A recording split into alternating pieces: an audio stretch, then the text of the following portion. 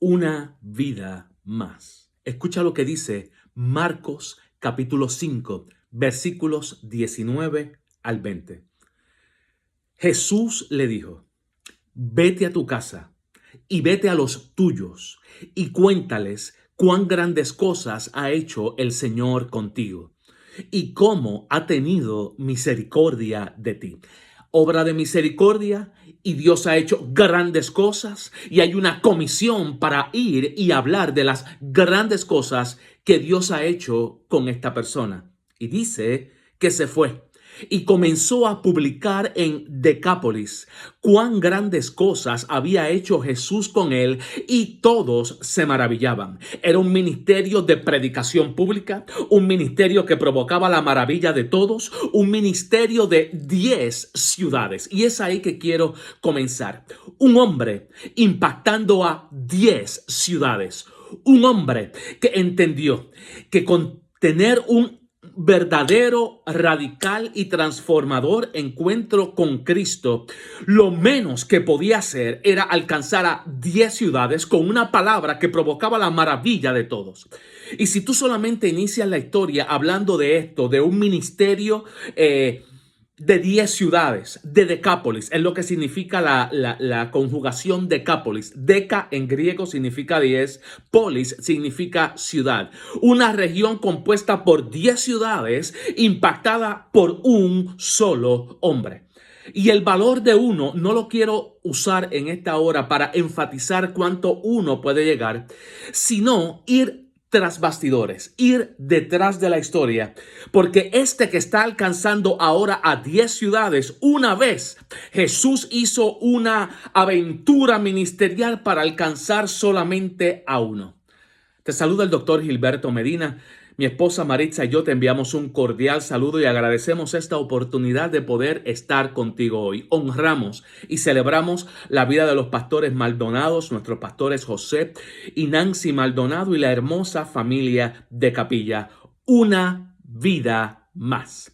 Si empezamos por el final, podremos deslumbrarnos con las candilejas de un ministerio de 10 ciudades, de una predicación que provoca maravillas, de un hombre que ahora está en su sano juicio, en su cabal control emocional, una vida restaurada que está alcanzando a otros. Pero quiero tomar estos minutos para hablar de la otra cara de la moneda, que cuando este ministro de 10 ciudades era olvidado por todos, era buscado por nadie, y Jesús, luego de una tempestad personal, hace lo que tú y yo vamos a hacer este año: una vida más, buscar una vida más.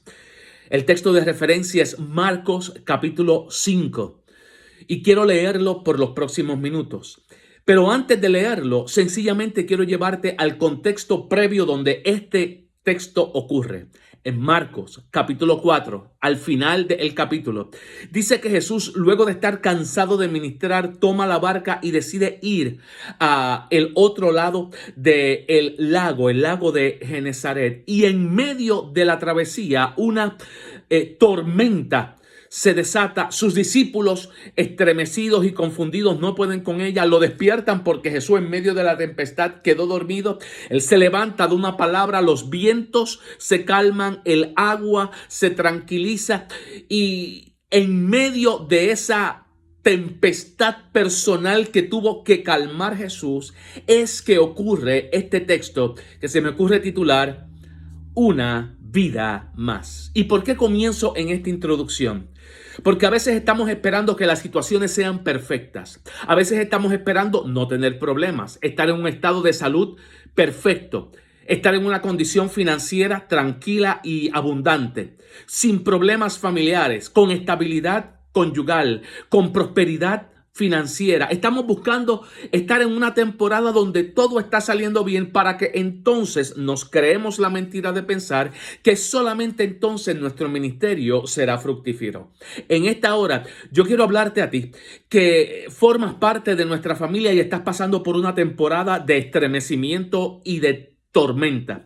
La buena noticia es que en medio de la tormenta, Jesús decidió no enfocarse en la tempestad, y enfocarse en una vida más. El texto conocido como el Gadareno es cómo Jesús reenfoca esa temporada de tempestad que está viviendo él y sus discípulos y dice, tengo que dejar esto atrás porque cuando llegue al otro lado de la ribera tengo que ministrarle a una persona. Jesús sabía que este iba a llegar a alcanzar a 10 ciudades. Entonces tú no tienes idea el alcance que va a tener ese uno que tú vas a traer al Señor. Tú no tienes idea si va a terminar siendo un cantante de música sacra. Tú no sabes si va a terminar siendo diácono. Tú no sabes si va a terminar siendo misionero o predicador o enviado o siendo pastor. Tú no sabes el mensaje de gloria y el destino glorioso que Dios puede sacar de solamente uno. Lo que sí conoces es la tempestad donde estás metida y te preguntas, ¿qué voy a hacer con esto?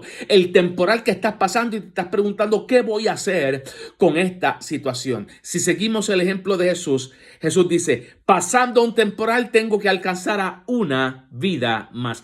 Permíteme leer el texto e identificar contigo 7 principios, 7 claves, 7 puntos importantes que te deben llevar a ti y a mí en este año a alcanzar a una vida más. Me voy a tomar el tiempo y si tienes la Biblia, lee Marcos capítulo 5, versículos del 1 al 20. Vamos a buscarlo, vamos a leerlo. Vinieron al otro lado del mar, ya tú sabes el contexto, acabando de calmar la tempestad, llegaron al otro lado del mar, a la región de los Gadarenos. Y cuando salió él de la barca, enseguida vino a su encuentro de los sepulcros un hombre con espíritu inmundo, que tenía su morada en los sepulcros, y nadie podía atarle ni aún con cadenas, porque muchas veces había sido atado con grillos y cadenas, mas las cadenas habían sido hechas pedazos por él y desmenuzados los grillos y nadie le podía dominar. Y siempre, de día y de noche, andaba dando gritos, dando voces por los montes y por los sepulcros e hiriéndose con piedras. Cuando lo vio, pues, a Jesús de lejos, corrió y se arrodilló delante de él y clamando a gran voz dijo, ¿qué tienes conmigo, Jesús, Hijo del Dios Altísimo? Te conjuro por Dios que no me atormentes. Porque Jesús le decía, sal de este hombre, espíritu inmundo. Y le preguntó, ¿cómo te llamas? Y el hombre le respondió, me llamo Legión, porque somos muchos. Legión me llamo porque somos muchos. Y le rogaba mucho que no le enviase fuera de aquella región. Y estaba allí cerca del monte un gran hato de cerdos paciendo. Y le rogaron todos los demonios diciendo, envíanos a los cerdos para que entremos en ellos. Y luego Jesús le dio permiso y saliendo aquellos espíritus inmundos entraron en los cerdos, que eran como 2,000. Y el hato se precipitó en el mar por un despeñadero y se ahogaron todos. Y los que apacentaban los cerdos huyeron y dieron aviso a la ciudad y en los campos. Y salieron a ver qué era aquello que había sucedido. Y vienen a Jesús y ven que el hombre que era atormentado de demonio, que ahora estaba sentado, aquel que había tenido la legión, estaba sentado, vestido en su juicio cabal, y los pastores tuvieron miedo y les contaron todos los que habían visto y cómo había acontecido al que había visto demonio y lo de los cerdos, y comenzaron a rogarle a Jesús que se fuera de sus contornos. Al entrar Jesús en la barca, el que había estado endemoniado le rogaba, déjame ir contigo, le rogaba que le dejase estar con él. Pero Jesús no se lo permitió, sino que le dijo, y aquí está el texto con el que comenzamos, vete a tu casa y a los tuyos y cuéntales cuán grandes cosas ha hecho el Señor contigo y cómo ha tenido misericordia de ti. Y se fue y comenzó a predicar en 10 ciudades las grandes cosas que había hecho Jesús con él, y todos quedaban maravillados. Hay 7 puntos importantes que yo quiero resaltar en esta breve compartir que tengo contigo en la palabra. Si estás tomando nota, es un momento ideal para aprender, para luego estructurar este texto y sacarle mucho más provecho de lo que estos breves minutos nos van a dar. 7 elementos importantes que hay que tener en cuenta ahora que vamos como Jesús a alcanzar una vida más. ¿Te parece? Número 1. Nota que en el versículo 3, ese uno que Jesús va a buscar no está en casa lujosa, no está perfumado, no está con la billetera llena, no está en Castillo de Cristal, no está en la lista del Hit Parade. Ese uno que Jesús va a buscar es uno que vive entre sepulcros. Ha hecho del cementerio su hábitat. Ha hecho la mortandad, la muerte, lo común en su existencia. Y yo quiero avisarte de antemano porque posiblemente te vas a topar con alguien que también vive entre sepulcros. Y no te estoy hablando de uno que está en el cementerio nacional, de uno que está en el cementerio municipal, de uno que está en las lápidas detrás de un camposanto. Te estoy hablando de gente de carne y hueso que ha decidido vivir entre lo que murió, aún estando vivo adentro. Se siente más alado por lo que ya no existe, por lo que ya no es, por la frustración tan grande que tuvo, porque hubo un impacto tan fuerte en su vida, que ha decidido vivir de las memorias que tuvo y no de las experiencias que tiene. De las relaciones que disfrutó, pero no de el pacto y el convenio presente que viene. ¿Conoces tú a alguien que ha decidido vivir en el ayer? ¿Conoces tú a alguien que ha decidido vivir entre lo que ya no se mueve? Están en este año cronológico, pero todavía están 15 años atrás, viviendo a través de los pasillos de los recuerdos, caminando lentamente por foto tras foto, recuerdo tras recuerdo, memoria tras memoria de lo que fue, de lo que tuvieron, de quién les amó, de dónde estaban, de dónde vivían, de lo que tenían. Y ahora, en el siglo XXI, prefieren vivir entre sepulcros. No descalifiques a aquel que tiene un zip code de muerte. Que lo primero que nos está queriendo decir al Señor es que ese uno al que le vas a ministrar posiblemente está en un lugar que no estabas anticipando buscarle. Está en una situación tan mortuoria, apesta a funeraria su vida. Huele a lo que hieden los recuerdos podridos de alguien que se está dando latigazos por no tener hoy lo que una vez tuvo. Ese tal vez puede ser el candidato. Punto número 2. Es interesante que ese que vive entre sepulcro dice al final del versículo 3 y el versículo 4 que nadie podía atarle. O sea, nadie podía ejercer influencia de control externo sobre él. Era indomable, no tenía cadenas, era un ser humano ingobernable. Dice que nadie le podía dominar, no importa que fuera con cadenas o con grillos. Punto número 2, que quiero que identifiques en ese uno que vamos a buscar, es una persona a la que se le hace imposible establecer contacto, amarre, atadura, relación. Nadie puede conectarse con él. Y una persona que ha aprendido a vivir en el ayer prefiere conectarse con las piedras de las lápidas, de los sepulcros del ayer, que establecer relaciones nuevas con la gente de su hoy. Entonces, esa persona a la que Dios posiblemente te está enviando es una persona difícil de hacerle el approach, complicada de establecer una relación. Es ingobernable, es inconectable. Es una persona que te le vas a acercar y con solamente la mirada te repele. Una persona que no tiene la facilidad de entablar una conversación. Es una persona que ha perdido su gracia social de volver a ser amigos nuevos. Vive amargado por los amigos que perdió. Vive amargado por la vida que tuvo. Pero es incapaz de volverse a conectar. Te pregunto yo a ti, ¿serás tú capaz de saludar a esa persona que no se acerca a ti a saludarte?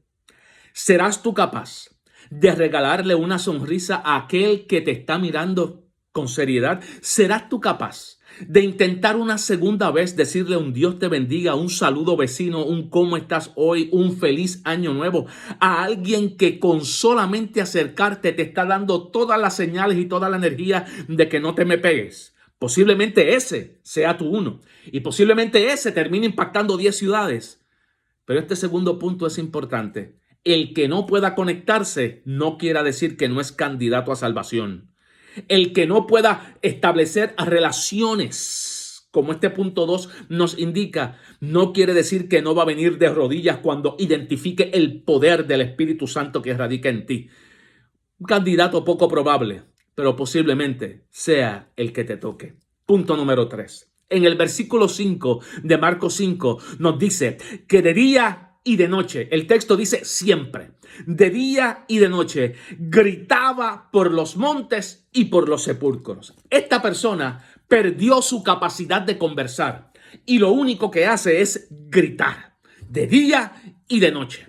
Entonces, tienes que tener cuenta porque nosotros nos levantan un poco la voz o nos sacan una mala crianza y descalificamos a la persona. Yo quiero que tú sepas que una persona que demuestra este nivel de agresividad es una persona que utiliza la agresividad para maquillar y ocultar su real herida. Una persona que hiere verbalmente te está testificando lo herido que está en su interior. Y esta persona, dice este punto del versículo 5, es una persona que todo el mundo, que todo el tiempo, de día y de noche, se la pasa gritando. O sea, no puede conversar. Lo único que hace es agredir verbalmente. No te achicopales cuando le vas a hablar de Cristo y te salen con una mala crianza. No es hacia ti. Es el testimonio y el carnet de lo herido, de lo agraviado que está ese corazón. En vez de descalificar, inténtalo una vez más. Número 4. La segunda parte del versículo 5 nos dice que era tanto la patología, el nivel de enfermedad emocional, psíquica, espiritual que cargaba a este hombre, que utilizaba las piedras para herirse. Estaba en su proceso de automutilación, una flagelación. Lo hacen nuestros jóvenes cortándose los dedos, lo hacen nuestros jóvenes hoy de high school cortándose la piel. Lo hacían en la antigüedad, la autoflagelación, la automutilación, que psicológicamente hablando es una patología de autodestrucción porque la persona no está complacida con el ser humano que es y es de alguna manera una de dos: destruir su realidad personal, está a un punto del suicidio, o número 2, está tratando de agredirse para con el dolor tratar de pagar una culpa, una pena, un asunto no resuelto. Así que hay gente que se está hiriendo con piedras. Entonces, yo pudiera sacarle un matiz religioso aquí porque nosotros sabemos por la escritura que la palabra es fuerte como una piedra y de muchos púlpitos se utilizan piedras para lastimar a la gente. Eso es una patología de altar a la cual no voy a entrar. Esta es la patología autoinfundida. Él mismo decide hacerse daño. Tú misma decides hacerte daño, tú mismo decides justificar el calvario que estás viviendo porque te sientes mal, te sientes culpable y sientes que por el dolor que tienes que sufrir, lo tienes que hacer para pagar aquella pena de la metida de pata que diste o para destruir este ser humano que hoy ves frente al espejo y no te gusta. Número 5. Conectado al punto 4 y al punto 3 está el elemento de identidad personal. Jesús le pregunta a este hombre, y el hombre le responde, esta es mi identidad. Jesús le pregunta, ¿y cómo te llamas? Y él le respondió, Legión. Fíjate qué interesante. Le responde con un término militar. Le responde con un término de milicia. Dios mío, si estuviera en el púlpito pudiera sacarle un poquito de partido a esto. Porque hay gente de milicia que está pasando por problemas internos tan y tan bestiales, tan y tan terribles, tan y tan descuartizantes, que su identidad dejó de ser una y ahora se identifica por la designación militar del batallón al cual un soldado pertenecía. Ahora entiendes por qué vivía en el ayer. Ahora entiendes por qué no podía volverse a conectar.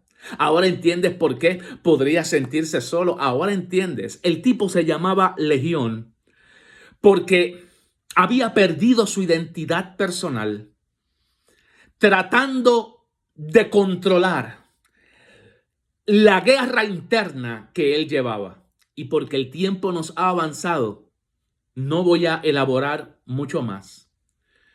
Pero vive en tragedia aquel que vive las vidas de los libretos que otros le han asignado porque le da miedo ser quien realmente es. Y tú le preguntas quién eres y se definen por las múltiples personalidades que la otra gente le pone. Le preguntas y en vez de decirte soy Gilberto, te dice soy agente de bienes raíces, soy predicador itinerante, ministro retirado, iridiólogo clínico, y vivo en todas esas personalidades, individualidades que la gente utiliza como parapeto para darse cuenta que detrás de esa legión hay uno. Entonces, es tanta la guerra interna que este hombre tiene, que dice que cuando los demonios salieron de él, lo que había dentro de él pudo poseer a 2,000 cerdos. Entonces te estás condenando a una vida de sepulcro cuando las expectativas, dejas que las expectativas de la gente te gobierne y en vez de utilizar tu identidad personal, te estás llamando por la multiplicidad de etiquetas que la gente te ha puesto, que la gente ha utilizado para llamarte. Número 6. Cuando los cerdos fueron poseídos por lo que este hombre llevaba por dentro, los cerdos en su racionalidad o irracionalidad de bestia llegaron a una conclusión. Es tan despreciable, tan patológico, tan desagradable, tan hiriente lo que ese hombre tenía por dentro y ahora cargamos nosotros, que yo prefiero la muerte antes de soportar vivir una vida como esta. O sea, este tipo estaba viviendo una vida a un nivel tan desgraciado que aún ni los cerdos soportaron vivir en ese nivel de patología. Los cerdos decidieron lanzarse por el precipicio antes de sufrir lo que este hombre estaba sufriendo. Y eso era lo que este hombre cargaba por dentro. ¿Ok? Eso puede predicar como unos 10 minutos más, pero el tiempo se nos va. 7, y es el último punto que yo quiero que tú tengas en cuenta. Este hombre que estaba viviendo una vida tan apestosa, tan mortuoria, tan destrozada, que ni aun los cerdos pudieran soportarla, terminó con 3 grandes resultados. Y aquí hay 3 resultados que van a ser los resultados que mediante la gracia del Espíritu Santo va a tener la vida de aquella persona que tú y yo nos vamos a ganar para el Señor. En el versículo 12 y en el versículo 13 hay 3 evidencias del poder del fruto del resultado neto de un encuentro con Jesús, con su palabra, con su presencia y con el Espíritu Santo. Todos los pastores de cerdo que ahora ven al hombre dicen, para los que son predicadores, ahí hay otro sermón, pastor de oveja versus pastor de cerdo. No voy a entrar a eso ahora. Los pastores de cerdo lo vieron, número 1, sentado. Número 2, lo dieron vestido. Y número 3, lo vieron en su juicio cabal. ¿Okay? Número 1, sentado, en total control de su fisiología. Y ahora estar sentado bíblicamente es estar en la posición de un discípulo, donde el maestro está de pie y el discípulo está sentado. Número 2, está vestido. El hombre comienza el texto diciendo que estaba desnudo. Estaba sin cobertura, no tenía cobertura, no tenía manto sobre sí. Y después de este encuentro recibe una cobertura, recibe un manto y está vestido. Y número 3, está en su juicio cabal. O sea, recobró la facultad de volver a controlar su mente, sus pensamientos, sus emociones. Yo quiero terminar en esta hora agradeciendo a nuestros pastores Maldonado por esta hermosa oportunidad de compartir con ustedes, invitando a todos los maestros y todos los predicadores de casa que tomen estos 7 puntos y los elaboren mucho más. Cada uno de ellos es una pequeña prédica. Hay algunos de ellos que tienen más enjundia que otros, pero que los tomen.